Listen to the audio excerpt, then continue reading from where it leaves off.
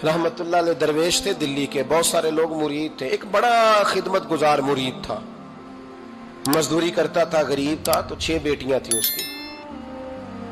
हजरत साहब के पास रोज आके कहता, हुजूर बच्चियों के लिए दुआ करें, अल्लाह कोई असबाब पैदा कर दे।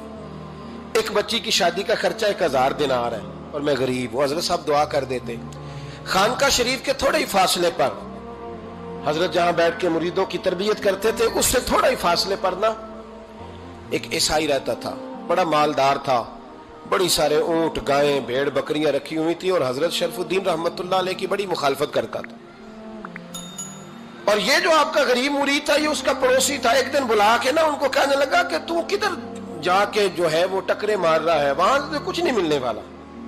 वो तुझे क्या देंगे जिनकी खानका खुद चंदे पे चलती है, मदरसा चंदे पे चलता है, मस्जिद चंदे पे चलती है, तेरी बेटी का मामला कहां हल होगा? तो उस दरवेश ने कहा कि तू मेरे पीर को नहीं जानता, तू अजय मेरा महबूब नहीं डिठा, तो पता नहीं ना, तू इस रस्ते का मुसाफिर नहीं, तू नहीं जानता, उनका बस चले ना तो वो हर कीमत में मेरी बेटियों की शादी करा दे। अब वो ईसाई था, कहने लगा अच्छा चलो ठीक है, अगर इतनी बात है ना तो जाओ उनसे जाके कह दो कि 6 साल के लिए मेरे साथ मुआहदा कर लें, तो मेरे जानवरों को चारा डाल दिया करे, 6 साल ड्यूटी करे, मैं 6000 दिनार दे देता हूं। वो मेरे साथ 6 साल मेरे जानवरों को चारा डाले, रखते हैं ना आप चारा डालने के लिए, एडवांस पैसे दे के। अब तो लोग उन्हें भी गुलाम ही बना लेते हैं, बड़ी थोड़ी तनख्वाह देते हैं, जुल्म करते हैं, पूरा मुआवजा नहीं देते। हजरत शेख शरफुद्दीन के बारे में वो कहने लगा, जब अपने पीर से जाके कह के मेरे जानवरों को 6 साल चारा डाले, मैं 6000 दे देता हूं, तू जो कहता है हर कीमत पे जाने को तैयार है। उसने जब ये बात की तो मुरीद ने नाराज हो गया, वो लड़ाई हो गई, गिरबान पकड़ लिया, झगड़ा हुआ, बात बड़ी दूर गई। इस तरह की बात करता मेरे हजरत के बारे में, तेरे जैसे कई मैं वहां काम पे रखा दूं। जब वो बड़ी बहस हुई, बात मोहल्ले में, इलाके में फैल गई, दुनिया ने सुन ली, तो शेख शरफुद्दीन तक भी पहुंच गई। इस तरह झगड़ा हुआ है। लोग सो गए इशा की नमाज के बाद। हजरत साहब ने ना सर पे कपड़ा लिया, उस ईसाई के दरवाजे पे दस्तक दी, वो बाहर आया, फरमाने लगे लोग तो सोच समझ के मुलाजम रखते हैं, तूने भी तो सोच ही लिया होगा, तभी तो मुझे ऑफर की है। तू अपनी ऑफर पे कायम है? वाकई मुझे रख लेगा और 6000 दिनार दे देगा? कहने लगा जा बाबा काम कर अपना। फरमाया नहीं, तूने इतने लोगों में बात की, इतनी बहस हुई, तो कायम है? कहने लगा मैं तो कायम हूं, पर आपने नहीं कायम रहना। फरमाया मैं सोच समझ के आया हूं। उसने कहा आप ड्यूटी करेंगे, भैंसों को चारा डालेंगे? फरमाया एक शर्त, बस जब अजान हो जाए ना तो मुझे रब की नमाज पढ़ने की इजाजत दे देना, बाकी सुबह शाम जो तू कहेगा। अगर उस गरीब की बेटियां ब्याही जाए तो मुझे और क्या चाहिए? उसकी 6 बेटियों का बोझ है उसके सर पे, तू मुझे रख ले। अल्लाह अकबर। वो कहने लगा चले पे मेरे साथ खते बंदगी कर ले। आजकल हम स्टाम करते हैं, उस जमाने में खते बंदगी होता था, गुलामी का खत, काजी शहर के पास, यानी उसका ख्याल था कि चलो स्टाम की बात करूंगा तो भाग जाएंगे। फरमाया चल मैं तैयार हूं। काजी तक गए, तय हो गया, 6000 दिनार दे दिए। हजरत ने मुरीद को बुलाया, फरमाया पुत्र ये ले जा, जा मेरी बेटियों को रवाना कर दे। कहने लगा हुजूर ये क्या कर रहे हो आप, कुछ सोचे? फरमाया यार जब तुझे बेटा बना लिया तो फिर मेरी पोतियां तो लगती हैं ना, मेरा हक तो बनता है ना, जा जाके ड्यूटी कर, उनको ब्याह दे। बात फैल गई।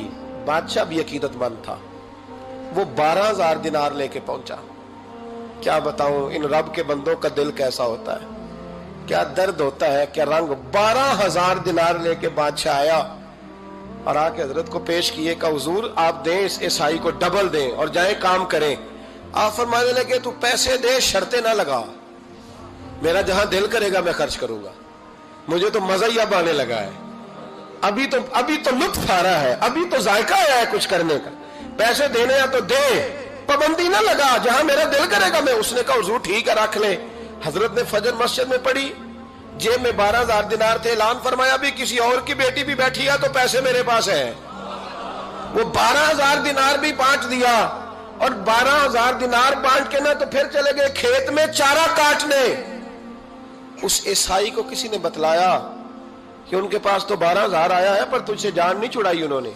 कि वादा ये हुआ था कि 6 देंगे तो जाएंगे, जब तक देंगे नहीं तेरे घर में काम करेंगे। वो ना चारा काट रहे थे, हजरत साहब तो वहां पहुंच गया, दूर जाके खड़ा हो गया, कहने लगा बाबा پہلے تو میں نے مسلمانوں کے اخلاق سنے تھے، اب تو میں نے دیکھ بھی لیے، پر یہ بتا جب 12,000 آیا تھا جان کیوں نہیں چھڑائی؟ تو حضرت چارہ کاٹتے کاٹتے رو پڑے، فرمانے لگے تو نہیں نہ جانتا یہ بیٹیاں سانجھی ہوتی ہیں، پتہ نہیں نا؟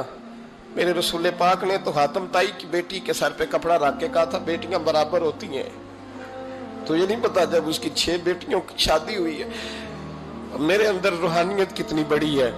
فرمایا پھر 12,000 آیا ہے تو 2-4 بچیاں پھر گئی ہیں، تجھے نہیں پتا میں اندر سے راضی کتنا ہوں، میں تیری نوکری کرتا رہوں گا، پتہ نہیں اللہ کتنی بیٹیوں کو بیاہ دے گا۔ اتنا رویا وہ عیسائی کے پیروں میں بیٹھ گیا، کہنے لگا بابا میں نے تیری مخالفت کی ہے پر تیرے قریب آ کے پتہ چلا ہے کہ تو بہت اونچے اخلاق کا مالک ہے، اور اگر تیرا یہ مقام ہے تو تجھے اخلاق سکھانے والے محمد عربی کی شان کتنی ہوگی۔ ظالم کی بولیے جاتے نہیں لوگ جھوٹے گواہ بن کے، وکیل صاحب کو نہیں پتا ہوتا کہ یہ بندہ مجرم ہے جو میرے پاس آیا، کیا مجرموں کے وکیل نہیں ہوتے؟ بولے تو اس کو پتہ نہیں ہوتا وکیل صاحب کو کہ یہ صاحب مجرم ہے، میرے پاس مقدمہ لے کے آئے، اور اگر بے ادبی نہ ہو جائے تو میرا خیال ہے قاضی عدالت کو بھی پتا ہوتا ہے کہ مجرم کون ہے اور مظلوم۔ میرے نبی پاک صلی اللہ علیہ وسلم نے اس قدر زیادہ سختی فرمائی اس مسئلے میں، فرمایا جس کو پتا تھا کہ فلاں آدمی ظالم ہے، ظلم کر رہا، پھر وہ ظالم کا گواہ بنا یا اس نے ظالم کی مدد کی، کتنی کی؟ شارحین لکھتے ہیں چاہے اس نے ایک جملہ بول کے کی، چاہے ایک، سارے بولیے، چاہے ایک غریب کو اس نے ظلم کیا تو کہتے ہیں علاج یہ سی، چاہے ایک جملہ بول کے کی، شارحین اس حدیث کی شرح میں لکھتے ہیں ایک جملہ بول کے چاہے مدد کی، جس بندے نے کسی ظالم کی مدد کی کسی مقدمے میں یا کسی صورت میں اور اسے پتا تھا یہ ظالم ہے، میرے نبی پاک صلی اللہ تعالی علیہ وسلم فرماتے ہیں اگر اس نے مدد کی، ابھی ظالم کی بات نہیں ہو رہی، ظالم کے مددگار کی بات ہو رہی، اگر کسی نے ظالم کی مدد کی تو حضور فرماتے ہیں خدا بھی اس سے بری و ذمہ ہے، رسول بھی اس سے بری و ذمہ ہے۔ سنبھال کے رکھے اپنی نمازیں، قربانیاں، حج، زکوٰۃ سنبھال کے رکھے۔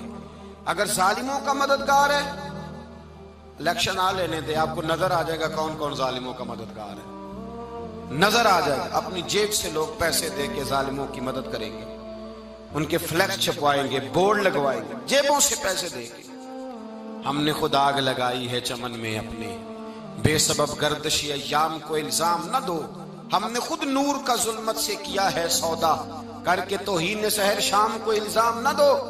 ظالموں کے مددگار میدان میں آ گئے، یہ چھوٹا لفظ نہیں، میرے حبیب پاک صلی اللہ علیہ وسلم نے فرمایا جو ظالم کا مددگار ہے سن لے جو سجن کے ساتھ کچہری جاتا ہے، وہ یاد رکھے جو دوست کا گواہ بنتا ہے، وہ یاد رکھے جو کہتا ہے میں مانگی گیا تھا، مجھے بلایا گیا تھا قبضہ چھڑانے کے لیے کسی غریب بیوہ کی جائیداد پہ، وہ سن لے تو مدد کر کے نہیں آیا، تو خدا کے ذمے سے نکل گیا ہے۔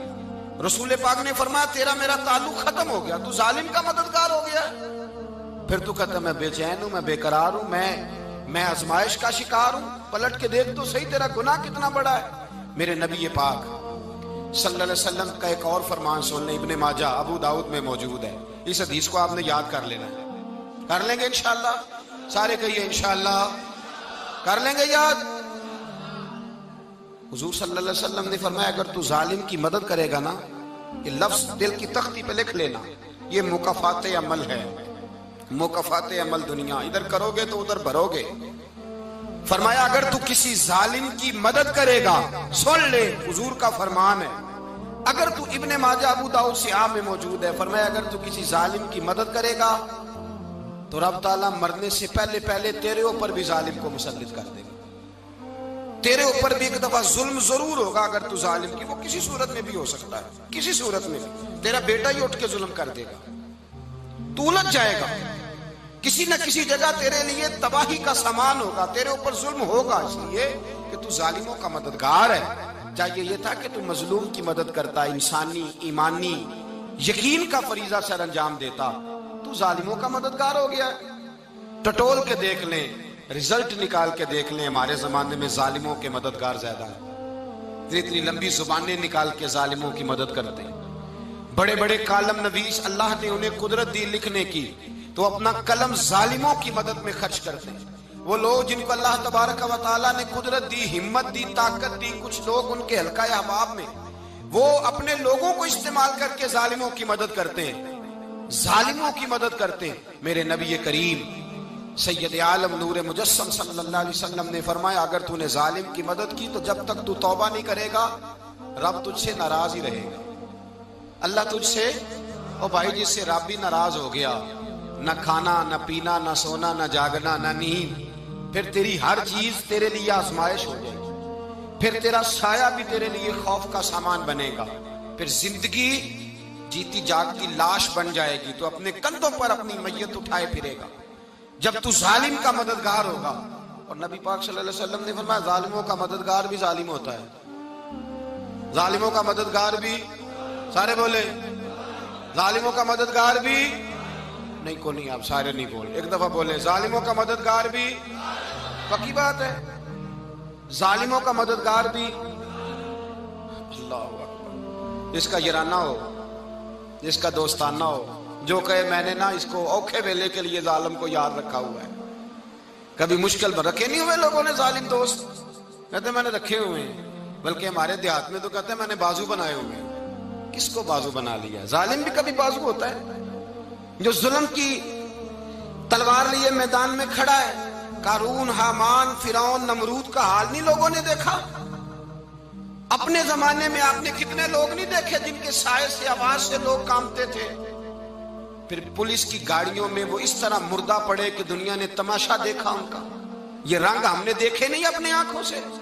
فرمایا ظالم کا مددگار بھی، جو کار میں بٹھا کے لے کے گیا وہ بھی ظالم، جس نے چائے پلائی وہ بھی، جس شخص نے کھانا کھلایا وہ بھی، جو کچہری تک ساتھ گیا وہ بھی، جس نے فلیکس کے نیچے، بڑے شرابی کے نیچے چھوٹی اپنی فوٹو لگائی وہ بھی، جو ووٹ کی پرچی ڈالنے گیا وہ بھی۔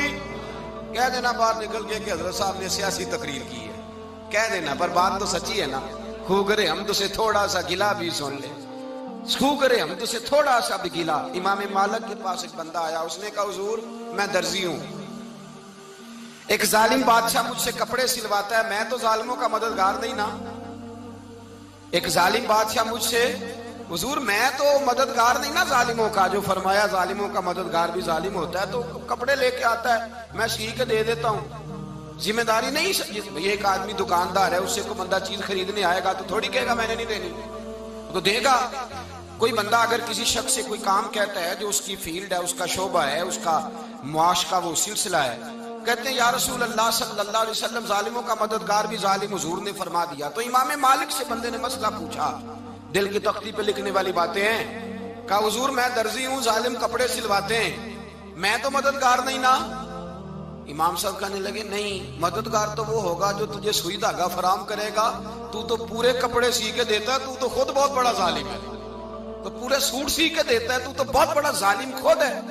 مددگار تو وہ ہوگا جو تجھے دھاگا دے گا، جو تجھے بٹن دے گا، جو تجھے نلکی دے گا، جو ظالم سے اتنی نفرت ظلم کر کے بندہ ہے۔ یہاں تو ہمارے زمانے میں ہیرو بن جاتے ہیں لوگ، ظالم ہیرو ہے، لوگ اس سے ڈرتے پھرتے ہیں، گھومتے پھرتے ہیں، اور بہت سارے کم مزاج لوگ اس کے پیچھے ہاتھ باندھ کے پھرتے ہیں۔ ظالموں کی مدد کرنا، ظالموں کے ساتھ رہنا، یہ ظلم ہے، ظلم، یہ زیادتی ہے۔ میرے نبی پاک صلی اللہ تعالی علیہ وآلہ وسلم نے ارشاد فرمایا، یاد رکھو رب فرماتا ہے میں مظلوم کی مدد ضرور کروں گا، چاہے جلدی کروں چاہے دیر سے کروں، میں مظلوم کی مدد۔ اور حضور صلی اللہ علیہ وسلم نے فرمایا ہے، حضرت معاذ بن جبل کہتے ہیں حضور نے مجھے یمن کا گورنر بنایا، جب میں جانے لگا نا تو حضور نے بڑی نصیحتیں کی، بخاری میں موجود ہے، فرماتے ہیں جب میں پلٹنے لگا تو میرے رسول نے فرمایا معاذ ایک منٹ ٹھہر جا، ایک بات میری یاد رکھنا، اس کو نہ بھولنا۔ کہا حضور کیا؟ فرمایا دیکھنا کسی پہ ظلم نہ کر بیٹھنا، کہیں تجھ سے زیادتی نہ ہو جائے۔ محبوبہ پھر حضور نے فرمایا سن میرے معاذ، میں تجھے گورنر بنا رہا ہوں، زیادتی نہ کر بیٹھنا۔ یا رسول اللہ صلی اللہ علیہ وسلم کیا ہوتا ہے؟ تو میرے کریم نے فرمایا جب مظلوم دعا کے لیے ہاتھ اٹھاتا ہے تو عرش کا مالک کہتا ہے فرشتوں پیچھے ہٹ جاؤ، عرش کا مالک کہتا ہے فرشتوں پیچھے ہٹ جاؤ۔